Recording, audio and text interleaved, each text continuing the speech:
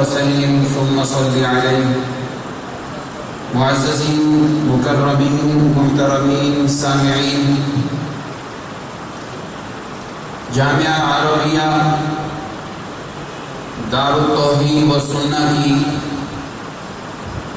8ویں سالانہ محفل حسن قرات اپنے مبارک سفر پہ روانہ ہو رہی ہے۔ آپ سب حضرات جو اب تک تشریف لا چکے ہیں، آپ کو اس محفل کے ابتدا میں تشریف آوری پر دل کی اتھاہ گہرائیوں سے خوش آمدید، جی آیاں نو، اہلاً و سہلاً، مرحبا کہتے ہوئے دعا گو ہے آپ نے ہماری محفل کو ابتدا میں ہی 4 چاند لگائے ہیں۔ اللہ آپ کی زندگیوں کو بھی 4 چاند لگا دیں۔ اپنی گفتگو کو بڑھاتے ہوئے امام الانبیاء خاتم الانبیاء صلی اللہ علیہ وآلہ وسلم کے تذکرے ہر شہر، ہر محلہ میں، ہر مسجد میں عام ہو جاتے ہیں۔ رحمت دو عالم صلی اللہ علیہ وسلم کی سیرت کے عنوان سے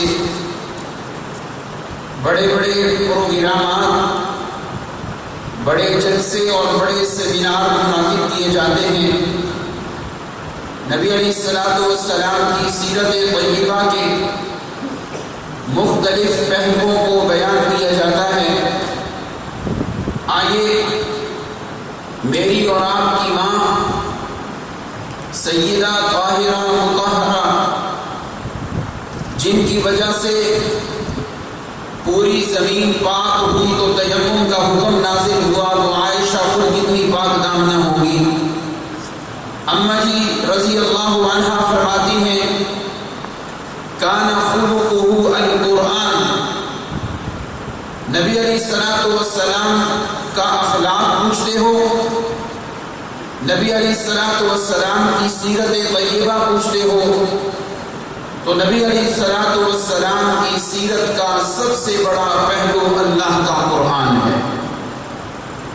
اسی وجہ سے، اسی مناسبت سے ہر ماہ ربیع الاول میں ہم محفل حسن قرات کا انعقاد کرتے ہیں، اور یہ خوبصورت گلدستہ سجدہ ہے جس میں صرف کسی ایک مسلک تک محدود نہیں، تینوں مسالک کے قرائے کرام ہمارے اسٹیج کی رونق ہوتے ہیں۔ ابھی ہم اسی سلسلے کا آغاز کر رہے ہیں۔ ہماری اس محفل کا آغاز مہمانوں سے ہی ہو رہا ہے۔ عام طور پہ لوگ اپنی محافل کو پہلے اپنے طلباء کی تلاوتوں سے شروع کرتے ہیں۔ ہم اپنی محفل کو بغیر کسی تلاوت میں لے جاتے ہوئے اپنے مہمانوں سے ہی تلاوت کا آغاز کرتے ہیں، اور انشاءاللہ العزیز آپ سب اس جذبہ اور جوش سے یہاں بیٹھیں گے کہ آج کی رات میں ہماری نیند اگر کم بھی ہو جائے، ہم اپنی نیند کو قرآن مجید کی تلاوت پر قربان کرتے ہیں۔ ایسے تو بات نہیں ہوگی، اونچی آواز سے کہیں انشاءاللہ، ضرور اونچی آواز سے انشاءاللہ، ذرا ہاتھوں کو اٹھا کے کہیں انشاءاللہ۔ میرے بھائیوں، یہ خوبصورت پنڈال ایسے ہی نہیں سج جاتا، اس کے پیچھے بڑے ماہ کی محنت ہوتی ہے، بڑی کاوش ہوتی ہے، پھر جا کے یہ پنڈال سجتا ہے۔ آپ حضرات بڑے بڑے میرج ہال میں کئی گھنٹے گزار دیتے ہیں انتظار میں، نہ کسی پہ شکوہ کرتے ہیں، نہ برادری پہ کوئی آپ شکوہ اور ناراضگی کا اظہار کرتے ہیں۔ سب یہی کہتے ہیں کہ یار ایسے ہوتا رہتا ہے، شادی بیاہ کے موقع پہ دیر سویر ہو جاتی ہے، تو ہمارے ان پروگراموں میں بھی کچھ ہمارے احباب یہی مطالبہ کرتے ہیں کہ دیر نہ ہو. میں ان بھائیوں سے پیش کی معذرت کروں گا. ہمیں اپنی شادیوں کی محفلوں سے بھی زیادہ خوشی ان پروگراموں کی ہوتی ہے. آپ بڑے بڑا سفر کر کے بڑی دیر بیٹھ کے راتیں گزار دیتے ہیں. آج قرآن مجید سننے کے لیے سب تیار ہیں اور یہ رات قرآن مجید کی تلاوت میں انشاءاللہ گزرے گی. سب کی عبادت میں یہ تلاوت گزرے گی. میں ابتدا ہی سے مدد مانگتے ہوئے اللہ رب العزت سے یہ آغاز کر رہا ہوں قرآن مجید کی تلاوت سے. اور ہمارے مہمان آپ کے سامنے جلوہ افروز ہو چکے ہیں. میں اکثر دوستوں سے بھی کہتا ہوں اور آج قاری صاحب سے بھی کہا, آج کی محفل میں کوئی ڈیمانڈ ہم بھائیوں میں سے کسی کی ہے, کوئی دوستوں کی ڈیمانڈ ہے. حضرت قاری صاحب جو آپ کے سامنے تشریف لا چکے ہیں, یہ ہمارے والد محترم کی فرمائش ہوتی ہے کہ قاری قاسم صاحب کو ضرور محفل میں بلانا ہے, اور یہ ہماری محفل کے پہلے مہمان ہوتے ہیں. بڑی درد سے قرآن مجید کی تلاوت کرتے ہیں. اور یہ شخصیت کون ہے؟ ہمارے بزرگ, ہماری جماعت کے عظیم شخصیت حضرت مولانا مفتی خلیل الرحمن حقانی صاحب دامت برکاتہ العالیہ کے فرزند ہیں. آج ان کے ساتھ ان کے چھوٹے بھائی مولانا طاہر صاحب بھی تشریف لائے ہیں. میں ان کو بھی خوش آمدید کہتا ہوں اور حضرت قاری صاحب کو بھی خوش آمدید کہتے ہوئے مائک ان کے حوالے کر رہا ہوں. 8ویں سالانہ محفل حسن قرات کا آغاز ہو رہا ہے تلاوت قرآن مجید سے, اس دعا کے ساتھ اللہم انا نسألک فواتح الخیر و خواتم الخیر. اللہ جس طرح اس محفل کا آغاز خوبصورت ہو رہا ہے, اللہ اختتام بھی خوبصورت کر دے. کہو آمین. اسی آواز سے کہتے آمین. تشریف لا رہے ہیں قاری قرآن, عاشق قرآن حضرت مولانا قاری قاسم عثمانی صاحب. 8ویں سالانہ محفل حسن قرات کے آغاز میں قاری صاحب کی تلاوت ہمارے دلوں کو جلا بخشے گی. تشریف لا رہے ہیں قاری قاسم عثمانی صاحب.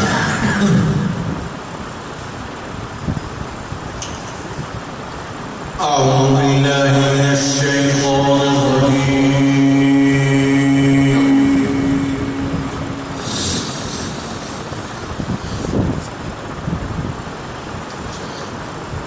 بسم الله الرحمن الرحيم.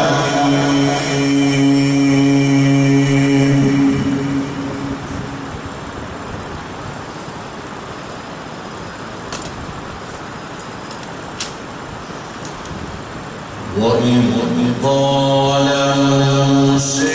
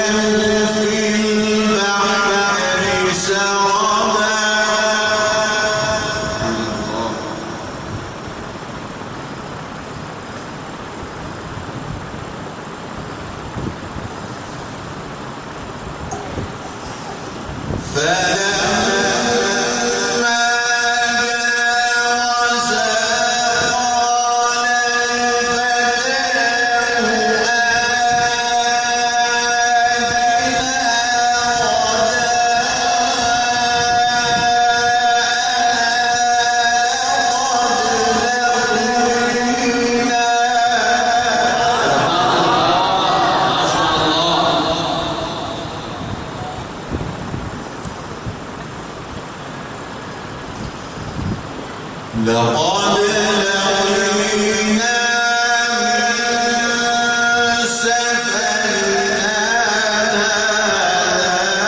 نصبا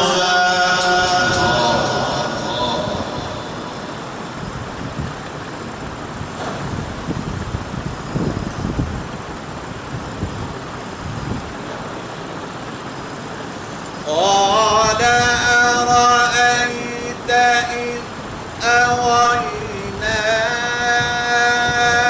إلى الصخرة فإني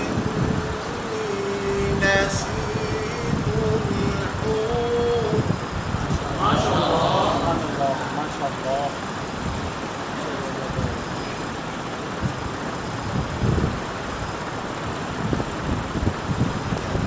وما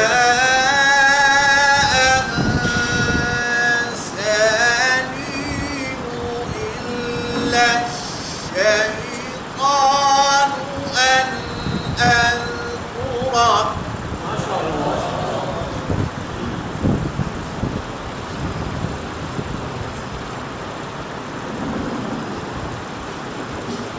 واتخذ سبيله في البحر عجبا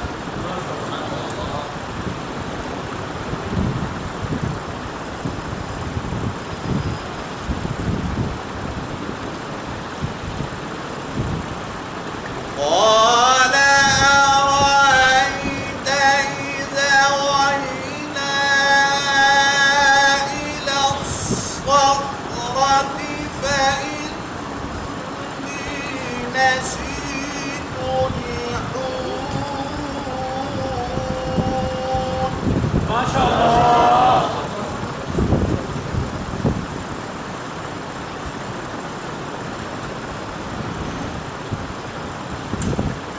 وما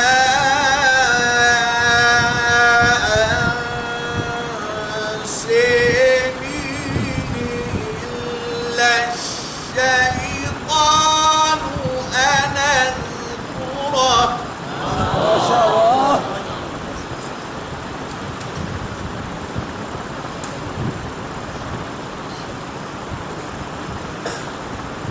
واتخذ سبيله في البحر عجبا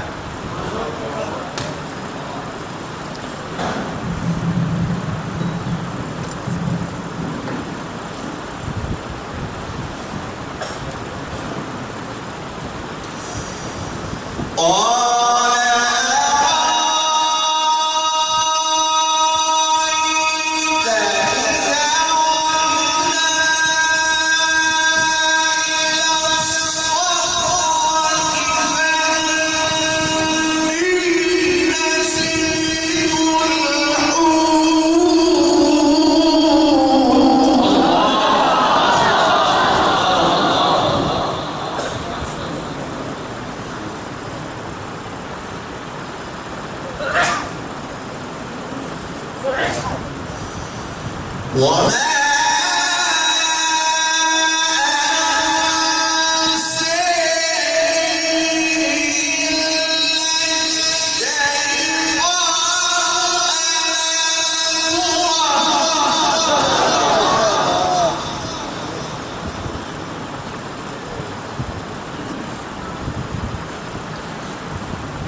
وما ودخل سبيله في البحر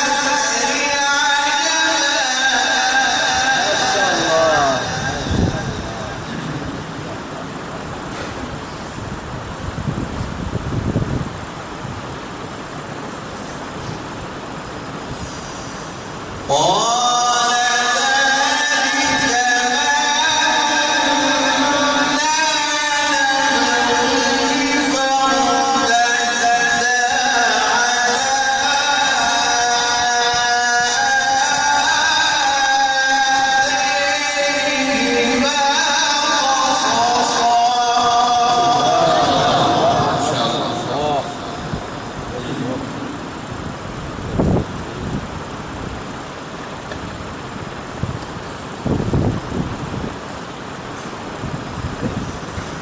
وكيف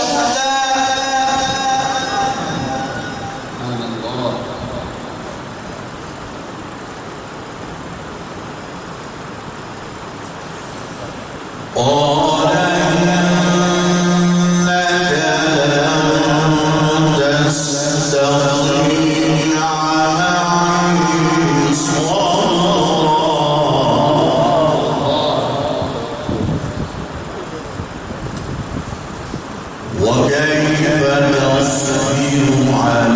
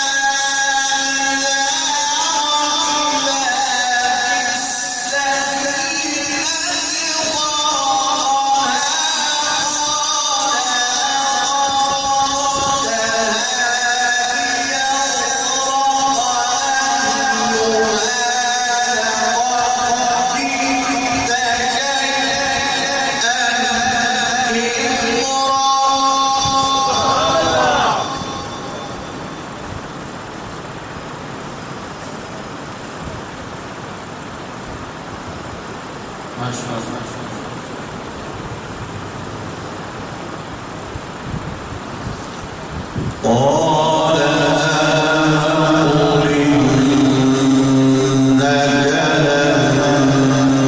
لن تستطيع معي صبرا